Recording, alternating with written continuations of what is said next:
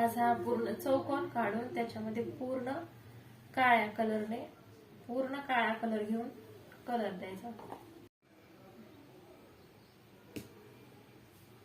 तर नाही अशी छोटीशी अशी कोयरी काढायची आणि ह्या दोन्ही बाजूनी असे डॉट करपट। तर ना यामध्ये मी हे पिवळ्या कलरचे हे ठिपके टाकून घेते इथे आणि इथे, आणि बोटाने फक्त त्याला असं गोल करायचं। आता हे छोटे छोटे पांढऱ्या कलरने छोटे छोटेच असे ठिपके टाकायचे। हे असं फक्त छोटा असा गोल आला पाहिजे इथे पण आणि इथे पण। तर ना हे पूर्ण असं हे पिवळ्या कलरनी दोन्ही साइडनी असं थोडंसं जरा डार्क करून घ्यायचं, इकडून पण आणि इकडून पण असं थोडंसं। तर ह्या अशा प्रकारे थोडं डार्क केलं। आता यामध्ये थोडासा असा हिरवा कलर भरायचा दोन्ही साइडनी, असा असं व्यवस्थित टाकून घ्यायचा।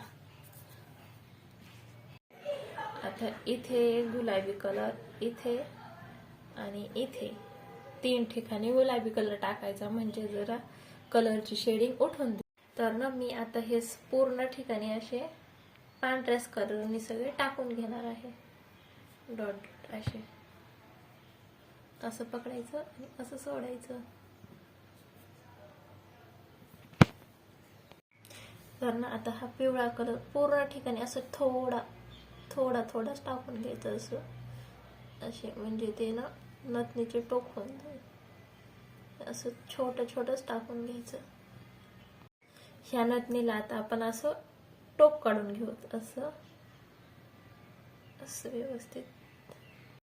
मी ना आता ह्याला साइडने अशी पोस्टर बॉर्डर करून घेते। अशी पोस्टरला कसं जरा साइडनी बॉर्डर असते अशी, हे पूर्ण असं व्यवस्थित करून घ्यायचं।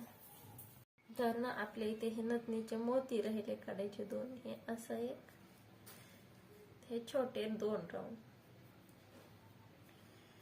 त्याच्यामध्ये एक गुलाबी कलरचा खडा आणि हा एक हिरव्या कलरचा खडा।